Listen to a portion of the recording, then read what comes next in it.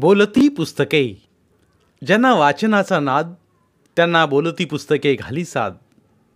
आमचं channel subscribe करा आणि सबस्क्राईब करायला इतरांनाही सांगा. नमस्कार श्रोते मित्र हो. बोलती पुस्तके सादर करत आहे ज्येष्ठ ग्रामीण कथा कादंबरीकार द स काकडे लिखित कादंबरी तमाशा प्रकरण 22. सरला देवीनं राजारामला जवळ बोलावलं. मग ती दुःखी आवाजात बोलली, प्रेत यात्रा लवकर काढा, उगाच चंद्रमणींचे हाल करू नका. बंगल्याच्या मालकीनीचा तो आवाज ऐकला आणि राजारामनं स्वतःची कॉलर चाच पडली. चंद्रमणीनं त्याला लाथाडलं होतं, पण सरला देवीनं त्याला जवळ केलं होतं. त्याच्यासारख्याच चमच्याला काय आश्रय मिळाल्याशी कारण? मग तो आश्रय कोणाचाही असो, आश्रय महत्त्वाचा. राजारामनं लगेच सारी सूत्र ताब्यात घेतली. भराभर सूचना द्यायला सुरुवात केली. फिल्म इंडस्ट्रीचे कितीतरी एक्स्ट्रा आणि नुकतेच चमकायला लागलेले नट होते. त्यांच्यावर लगेच त्याने बाकीची कामगिरी सोपवली. अमृतराव सोलापुरांनी प्रोड्युसर्सना जवळ बोलावले आणि मग स्मशानात कोण कोण बोलणार त्यांची यादी केली. TV वाले हजर होते, प्रेस रिपोर्टर्स हजर होते. साऱ्यांची व्यवस्था करण्यात आली. राजारामनं लगेच प्रेतयात्रा निघणार असल्याचं अनाऊन्स केलं. एका जीपला स्पीकर बसवण्यात आला आणि मग बंगल्यापुढे जमल्या जनसागराला सूचना मिळू लागल्या. सूचनेप्रमाणे मुंबईचे शिस्तबद्ध लोक वागायला लागले होते. चंद्रमणी काम करीत असलेल्या हिंदी सिनेमाच्या म्युझिक डायरेक्टरने आपला लवाजमा आणला होता. त्यांच्या डायरेक्शनखाली शोकगीत सुरू झाले. त्यांच्या लवाजम्यामागनं बाकीची यात्रा चालू लागली. जुहू स्मशानभूमीत प्रेतयात्रा आली त्यावेळी आधीच लाकडे रचण्यात आली होती. तेथे भटजी तयार होतेच. फिल्म इंडस्ट्रीच्या बड्या बड्या नटांनी चंद्रमणीला खांदा दिला होता. चंद्रमणी भविष्यकाळात त्या बड्या नटांना ॲक्टिंगमध्ये मागे सरणार होता, त्यांच्या पुढे जाणार होता. पण मध्येच दैव उलटलं होतं. लाकडावर चंद्रमणीला ठेवण्यात आलं. मग पुन्हा त्यावर लाकडे रचण्यात आली. चंद्रमणीचे जवळचे नातेवाईक नव्हते, ते एकटेच होते. स्वतःचं नशीब त्यांनीच काढलं होतं. त्यांना अग्नी द्यायचा प्रश्न आला. माणिकला वाटलं आपण पुढं व्हावं. त्याचं खरं आपणच वारसदार होतो. आपल्यावर त्याचं भावासारखं प्रेम होतं. पण ह्या लोकांना सांगणार कोण? त्यांना अग्नी द्यायला उशीर होतोय, पण तो देणार तरी कोण? शेवटी सर्वानुमध्ये ठरलं की त्यांच्याजवळ फार काळ राहिल्या त्यांच्या सेक्रेटरीनं त्यांना अग्नी द्यावा. राजाराम मनातनं खुलला. चंद्रमणीनं अग्नी द्यायचा मान. उद्या साऱ्या भारतातल्या न्यूजपेपर्समधनं अग्नी देतानाचा फोटो आणि बातमी येणार होती. त्यात त्याचं नाव येणार होतं. फिल्मी विकलीमधनं तर संपूर्ण रिपोर्ट येणार होता. त्यात सारं तपशीलवार वर्णन येणार होतं. या वर्णनात राजारामला चांगलीच प्रसिद्धी मिळणार होती. माणिकच्या डोक्याचा भडका उडाला होता. त्याला ते सहन होणार नव्हतं. ज्याच्यामुळे चंद्रमणीच्या मनाला चांगला चटका बसला होता, ज्याने वजिराला दाग लावण्याचा प्रयत्न केला होता, ज्याला बंगल्याच्या गेटच्या आतमध्ये येऊ नकोस म्हणून सुनावलं होतं, त्याच्या हातून अग्नी? नाही नाही. माणिक कितीतरी मोठ्याने किंचाळला.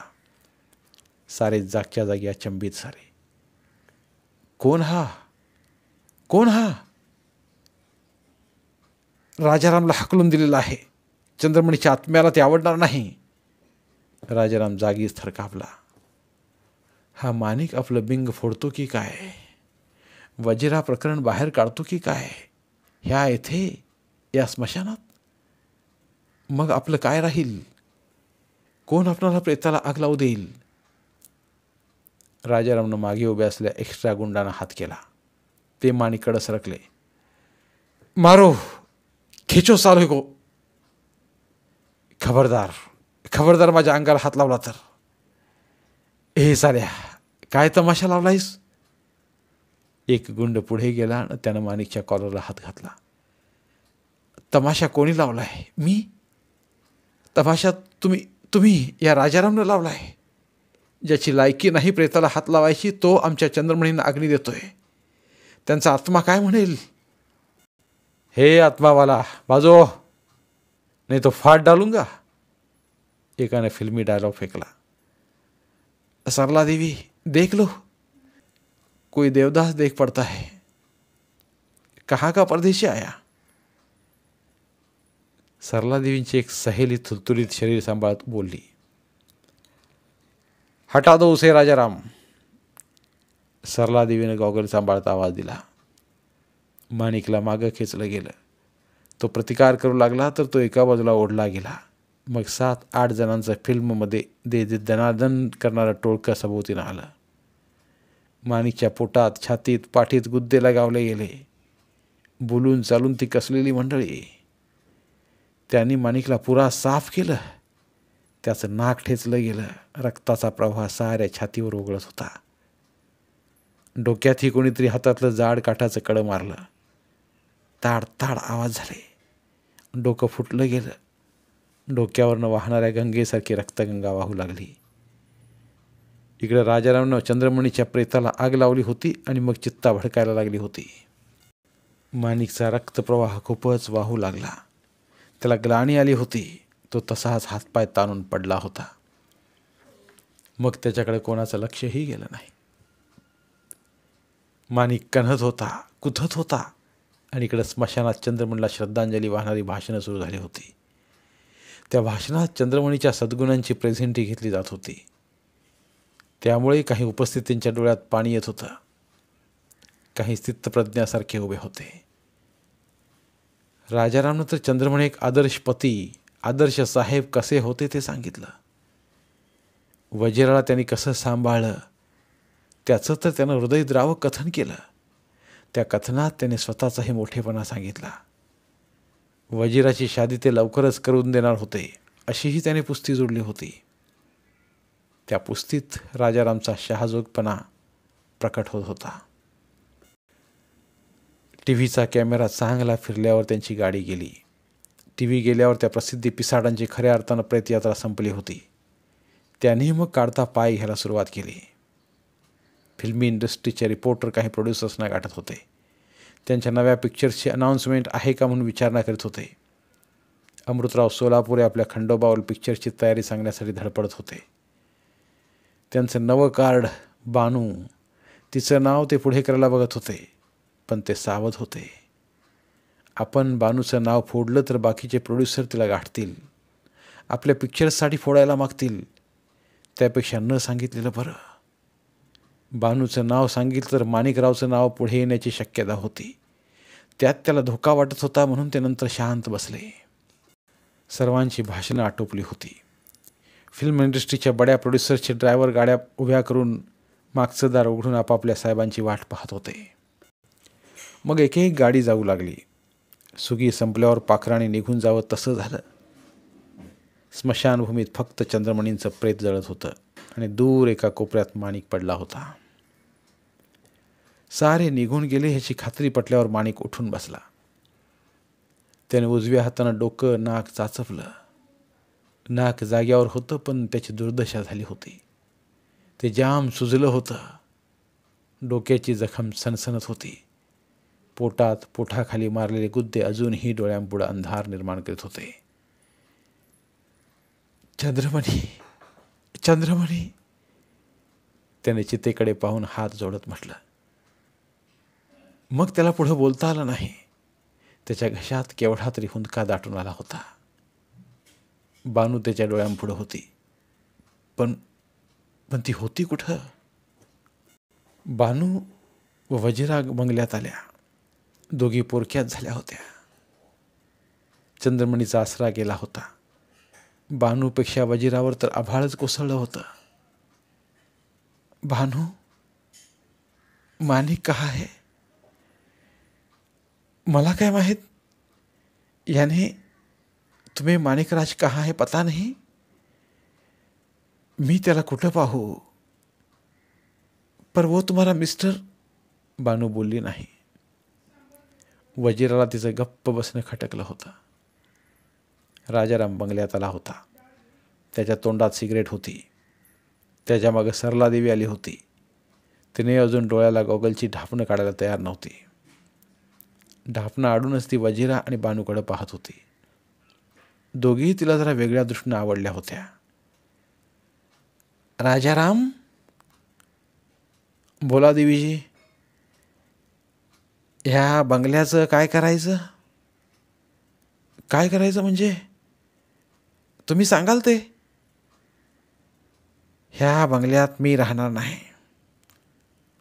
मी पण हेच म्हणतो. बानू वजिराला बरं वाटलं. या बंगल्यात त्या दोघी राहू शकणार होत्या.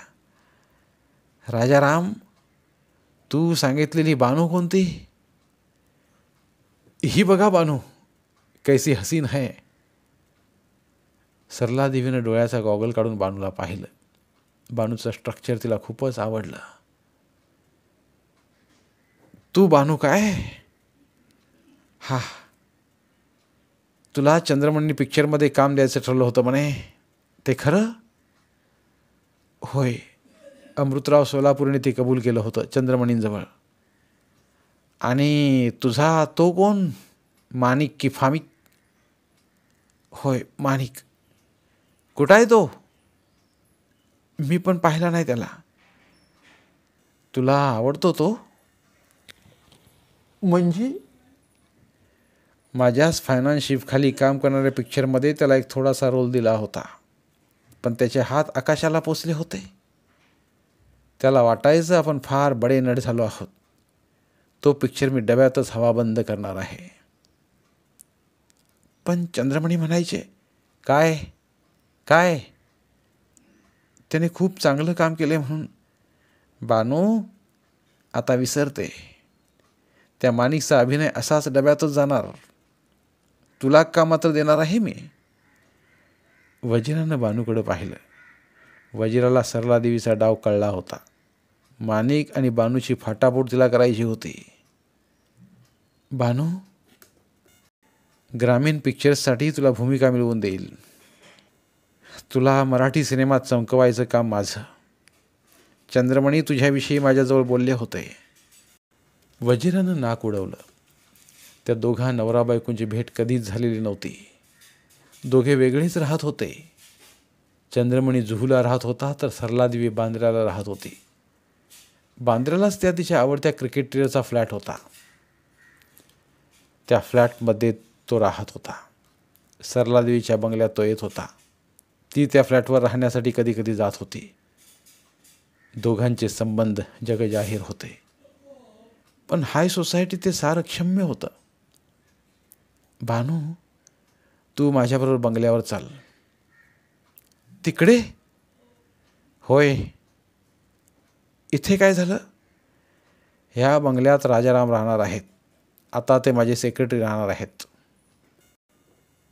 म्हणजे ह्या बंगल्यात वजिरा राहणार नाही?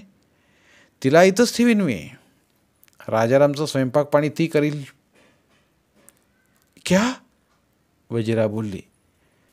राजारामची बायको असेल, घाबरतीस का? मैं नहीं रहूंगी. मग ह्या बंगल्याची व्यवस्था कोण बघणार? वजिरा, तू हा बंगला कसा ठेवतेस तो सारा रिपोर्ट मला आहे. मी दुसरा बंगला देखूंगी. काय? चंद्रमणी गेले, आता माझं इथं काम नाही, असं ती म्हणते. बानू बोलली. वजिरा, चंद्रमणी गेले तरी मी आहे. घाबरायचं काम नाही. त्यांची प्रॉपर्टी ती माझी प्रॉपर्टी. मी त्यांच्या प्रॉपर्टीची मालकीन. म्हणजे त्यांचे जे नोकर चाकर ते माझे नोकर चाकर. त्यांची व्यवस्था पाहणं हे माझं काम. पण माणिक, त्याचं काय? तो पण चंद्रमणींचा जानी दोस्त. तो तर दिसत नाही. बानूला माणिकची कशी आठवण झाली. बानू, तू तुझ्यापुरतं बघ. तू त्या माणिकची आठवणही काढू नकोस. म्हणजे? तोच माणिक तेथे आला. तो रक्ताने न्हाला होता. त्याच्या अंगावरच्या कपड्यांच्या चिंध्या झाल्या होत्या. ए कोण? माणिकराज? वजिरा दुःखाने किंचाळीच. हा वजिरा, मी माणिकराज. ए क्या हुआ? ती त्याच्याजवळ गेली. त्याच्या डोक्यावर तिने हात लावला. नाक साच पडलं. वजिरा वजिरा, हे काम राजारामचं. राजाराम वो बदमाश. वजिरा खामोश. राजारामला नाव ठेवायचं नाही, बदमाश म्हणायचं नाही. क्यों? मी सांगते म्हणून. उसे तो चंद्रमणी साहब ने भगा दिया था. त्याला मी येथे ह्या बंगल्यात आणलंय आणि मी येथे काम करणार. राजारामनं वजिराकडे खुनशी नजरेनं पाहतच म्हटलं, तो मैं यहाँ नहीं रहेंगी. कुठे जाशील? सरला देवी बोलली. देवी जी, बम्बई में सिर्फ तुम्हारा बंगला नहीं, तो तेरी यही हिम्मत? तो चले जाना, यहाँ रुकना नहीं. वजिरावर आभाळच फाटलं होतं. हे आभाळ ती पोरकी पोर कसं पेरील हे सांगता येणं कठीण होतं. तरी ती स्वाभिमानानं बोलली, देवी जी, मैं यहाँ एक पल भर भी नहीं रह सकूंगी. या रहने में मुझे मेरे चंद्रमणी जी नहीं मिलेंगे. तर तुझे चंद्रमणी असतील तिकडे जा, येथे थांबू नकोस. वजिराने आपले कपडे घेतले, त्यांची बॅग भरली. बॅग उचलून ती बाहेर पडायला लागली तर सरला देवी बोलली, ए भिकमंगी, तू तर खरंच निघालीस. मला वाटलं तू तो भंकस कर रही है. मुझे किसी की जरूरत नहीं. अभी यहाँ ठहरोगी? राजाराम बोला. मैं क्या भिकमंगी, मैं मेरे भाइयों के साथ रहेगी. मग येते रहा की यहाँ इस जानवर खाने में? इससे मैं पागल खाना पसंद करूंगी. राजाराम, हिचा रुबाब भारी दिसतोय. चंद्रमणींची लाडली होती ना? काय? हां, तिच्या नावावर बँकेत पैसे भरले होते साहेबांनी. काय बोलतोस राजाराम? हां, मीच बँकेत खातं खोलून दिलं होतं तिचं. म्हणजे चंद्रमणी साहेबांनी तिचं खातं खोलायला सांगितलं होतं. 25,000 रुपये त्यांनी माझ्याकडे तिच्या नावावर करायला दिले होते. नंतर ती स्वतःच बँकेत पैसे भरायला जात होती. म्हणजे तिच्या नावावर 50,000पेक्षा रक्कम जादा असेल.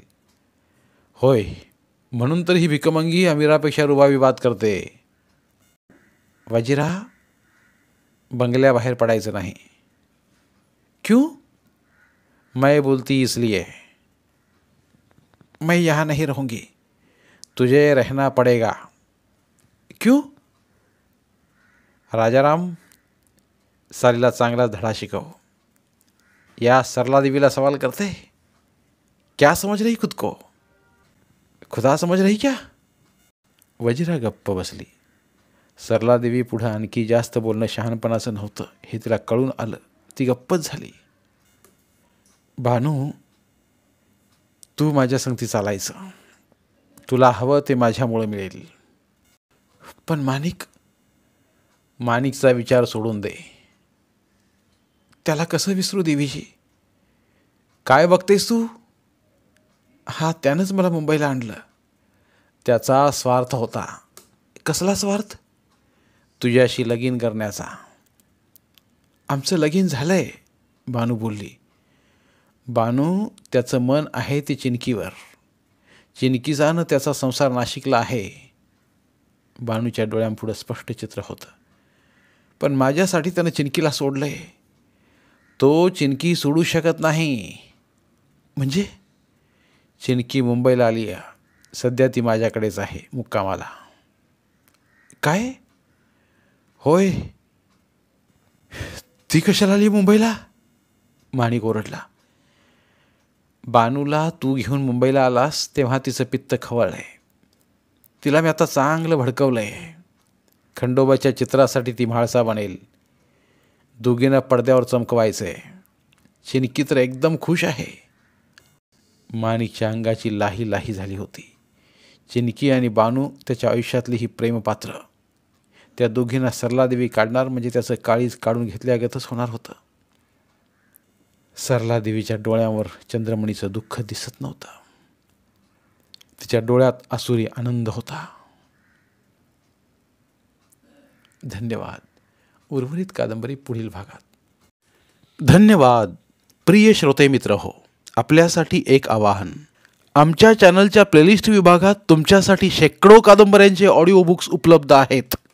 तिथे प्रत्येक कादंबरीचे सर्व भाग एकत्रित मिळतील। त्यामुळे सध्या सुरू असलेल्या क्रमशः कादंबरीच्या पुढील भागासाठी वाट पाहण्याची गरज नाही। तुमच्या वेळेनुसार तुम्ही संपूर्ण कादंबरी सलगपणे ऐकू शकतात आणि साहित्याचा आस्वाद घेऊ शकता। कृपया आमच्या चॅनलच्या होमपेजवर जाऊन प्लेलिस्ट चेक करा आणि तुमची आवडती कादंबरी निवडा। धन्यवाद।